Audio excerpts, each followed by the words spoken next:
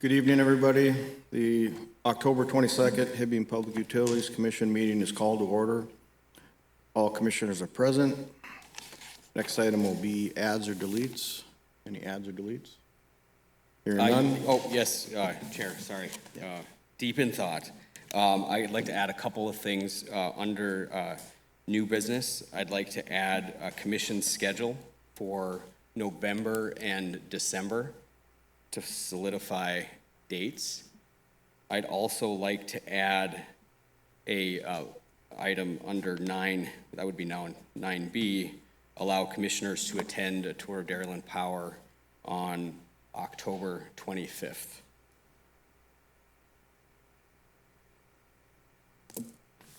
And then I believe we would also be adding a closed session following item 10, adjournment. We would move to a closed session to discuss pending litigation under attorney-client privilege. So that would be item 11 on the agenda.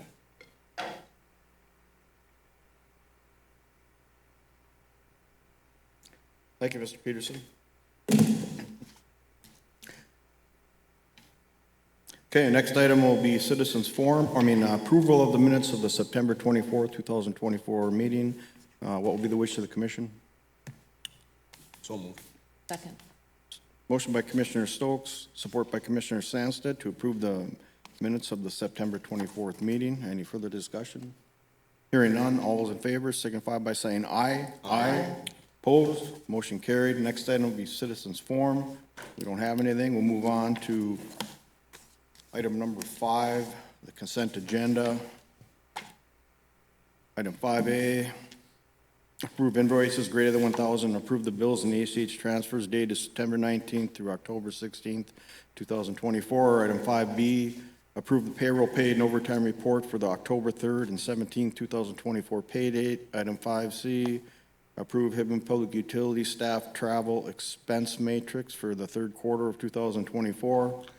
Item 5D, approve resolution 24-11 authorizing Hibbing Public Utilities to make application to and accept funds from the 2025 Community Development Block Grant Program. Item 5E, approve resolution 24-12 authorizing Hibbing Public Utilities to make application and to accept funds for the Minnesota PCA Wood Waste Utilization Grant.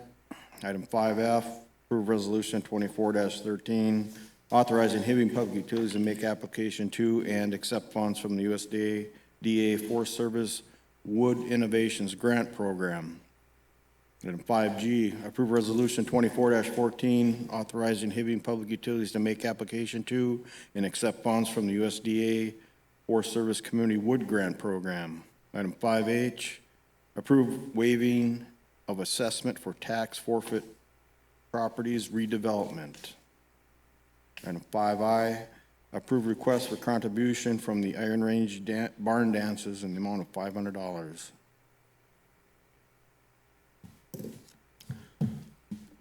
What would be the wish of the commission? Make a motion to approve the consent agenda. Second. Motion by Commissioner Bayless, support by Commissioner Stansted to approve consent agenda items 5A through I. Any further discussion? Hearing none, all those in favor signify by saying aye. Aye. Opposed? Motion carried. Next item, 6A, under financials and risk management, approve the September 2024 interim financials. Mr. Peterson? Thank you, Chair Hart. I believe we have Baker Tilly on the line as well. We'll let Russ have it in just a minute, but before you, Commissioners, is the financials for the 9 months ending September 30th. And as I wrote in the report, we are profitable for the 9 months of 2024 at $375,000, which compares with about half of that operating income at the same time last year. The positive income in 2024 reflects consistent revenues and managed expenses. Non-operating total income stands at $1.5 million compared this time around compared to $1.1 million, as well as both grant and interest income remains on track for the year. We are slightly lower than budget by about $400,000 or $500,000 on revenue, primarily due to the gas utility, the warmer weather we had last winter, as well as the shuttering of one of the largest gas customers, Northern Foundry, in the second quarter of 2024. But all in all, we're about where we want to be, and cash is consistent with expectations. So we are in a very good place compared to where we've been in the past. So with that in mind, Russ, anything else to add? I think Mr. Peterson said it as well as could be said. And you're in a good spot and well within budget or close to budget. And I really couldn't add anything more than what he just said there. So thank you.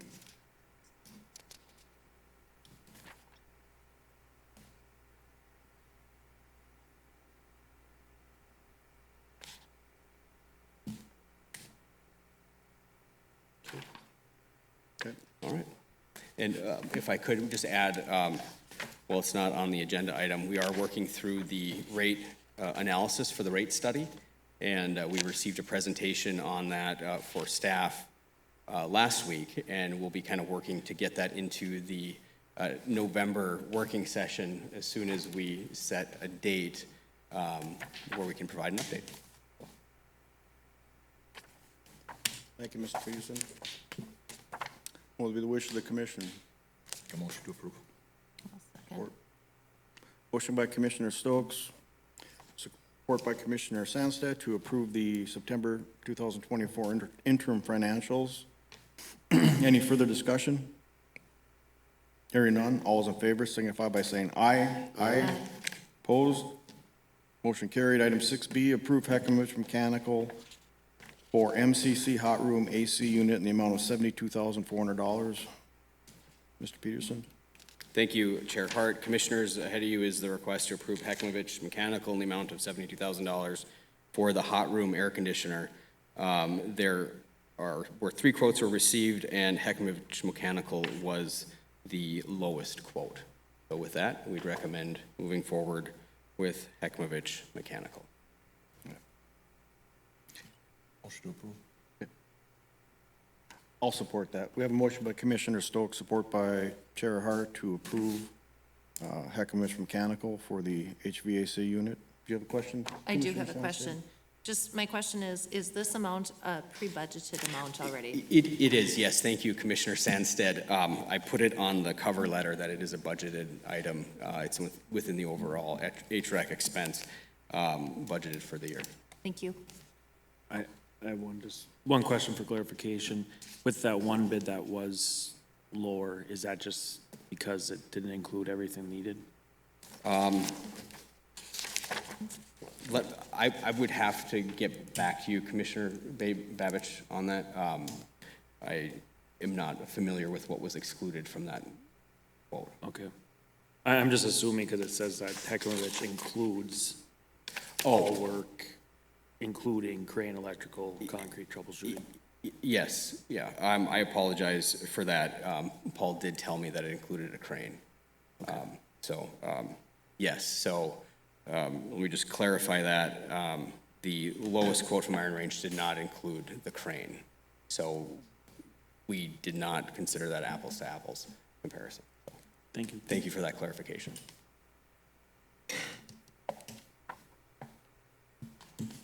Okay. Any other discussion? Hearing none, all those in favor signify by saying aye. Aye. Opposed? Motion carried. Next will be item 6C, approve John Henry Foster for plant air compressor in the amount of $56,645. Mr. Peterson. Thank you, Commissioners. Hibbing Public Utilities have been looking for a plant air compressor, which is a budgeted item, Commissioner Sandsted. And this is to purchase a new air compressor for the power plant. We received quotes from John Henry Foster and PAIS. PAIS had provided the last compressor for boiler 4 several years ago, and we are recommending to go forward with Henry Foster in the amount of $56,645. I'll make a motion to approve. Support. Was that you? Yeah. Okay, motion by Commissioner Samstad, support by Commissioner Bayless, to approve the purchase of the air compressor from John Henry Foster. Any further discussion? Hearing none, all those in favor signify by saying aye. Aye. Opposed? Motion carried. Next item will be item 6D, authorize a call for bids for the 30-inch water main lining project. Mr. Peterson?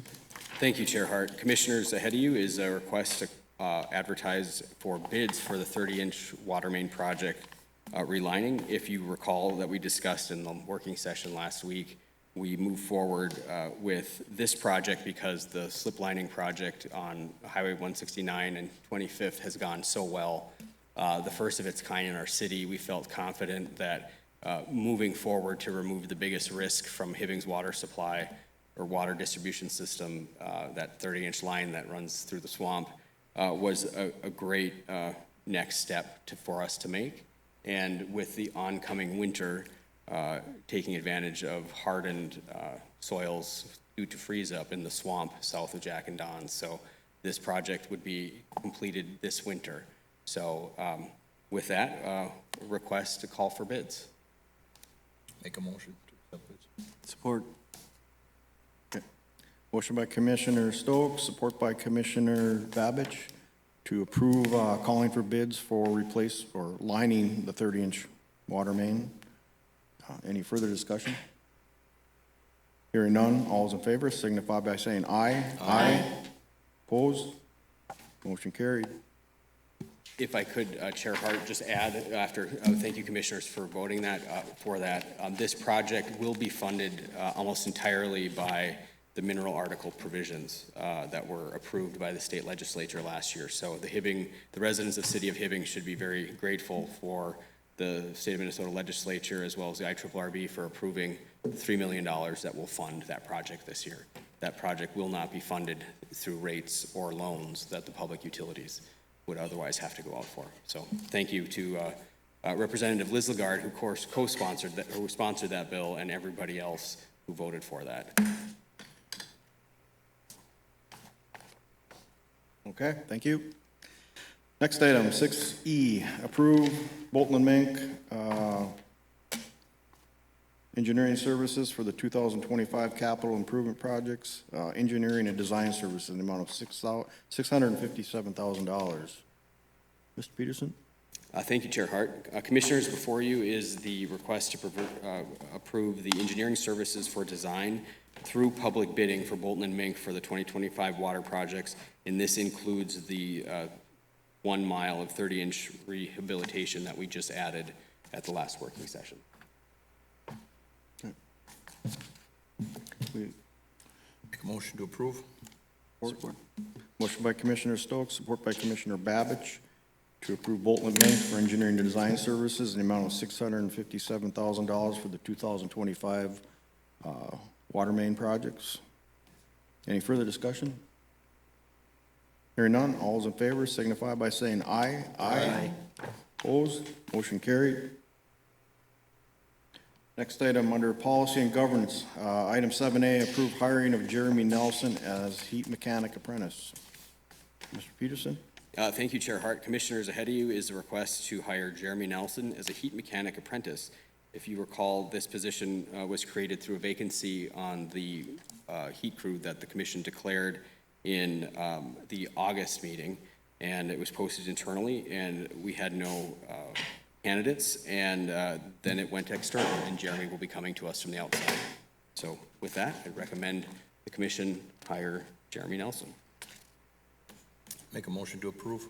Support. Motion by Commissioner Stokes, support by Commissioner Bayless to approve hiring Jeremy Nelson, apprentice heat mechanic.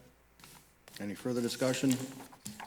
Hearing none, all those in favor signify by saying aye. Aye. Opposed? Motion carried. Next item will be old business. Any old business come before the commission? If not, we'll move on to new business. First item will be the adjustment of the commission meeting schedule. Thank you, Chair Hart. Commissioners, there's two meetings I'd like to bring to your attention to confirm schedules. The commission meeting that we scheduled for the day after Election Day, so if you move forward to the month of November, November 6th is our currently scheduled commission meeting at 5 o'clock. That's at the exact same time as the city council meeting. And so because of the conflict with the council meeting on Wednesday the 6th, I would ask the commission to see if there's a date that could work later that week, possibly Thursday the 7th at 5 o'clock for our regular work session. That's fine. Anybody, any objections? Okay. All right. So that would be one move. So I think we would need to make a motion to move the November work session to November 7th. I'll make that motion. I'll support it. Motion by Chair Hart, support by Commissioner Bayless to move that meeting. Any further discussion? Hearing none, all those in favor signify by saying aye. Aye. Opposed? Motion carried. Next item, Mr. Peterson. The next item is the December work session date. It is December 10th, and because of the proximity to, well, a lot of the discussions that I think we're going to have in November and December with the 2025 budget, I would request that the commission entertain the idea of moving that up a week to the first week of December, to either Tuesday, the 3rd of December, or back to the Thursday of that week, the 12th. That would be least favorable, but obviously because we want to move it up. But if the commission could meet that 3rd of December, that would allow us to have more conversations and time close to the rate analysis and budget conversation. You gave us two options. Which one's better? December 3rd, I'd recommend if that works for all of you. Okay. All right. Motion to, You good? move to December 3rd? So moved. Okay. I'll support that. Motion by Commissioner Stokes, support by Chair Hart to move the working session to December 3rd. Any further discussion? Hearing none, all in favor signify by saying aye. Aye. Opposed? Motion carried. That cover everything under the schedule, Mr. Peterson? Yes, except Okay. I think it's 9B would be the next. All right, so next item will be this Friday, a touring the Dairyland operation.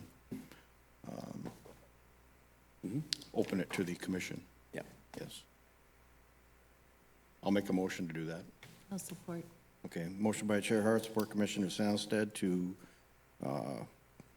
allow the commissioners, following the open meeting laws, to tour the Dairyland facility on October 25th. Any further discussion? Hearing none, all those in favor signify by saying aye. Aye. Opposed? Motion carried. I think the last item will be a motion to move to closed session regarding legal matters. Chair, if I could, just for the record then, under Minnesota Statute 13D, Subdivision 3B, the commission can go into closed session for the purposes of attorney-client privilege. There's a presumption that all meetings are supposed to be open.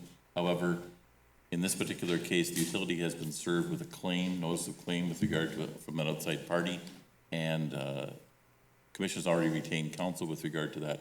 And to give you updates and advice as to that, you have the right to go into closed session if the balancing act between going into closed session and getting strategy outweighs the open meeting and the opportunity for an outside party to hear your discussions with your attorney. Based on that, then I would recommend you make a motion to go into closed session, and then you'd make a motion to adjournment. You just wouldn't come back to have to adjourn the meeting thereafter. I'll make the motion to go to closed session. Second. Motion by Commissioner Bales, support by Commissioner Stokes to go into closed session. Any further discussion? All those in favor signify by saying aye. Aye. Opposed? Motion carried. I'll make the motion to adjourn following that session. I'll second. Motion by Commissioner Bayless, support by Commissioner Stokes to adjourn the meeting following the closed session. All those in favor signify by saying aye. Aye. Opposed? Motion carried. Thank you.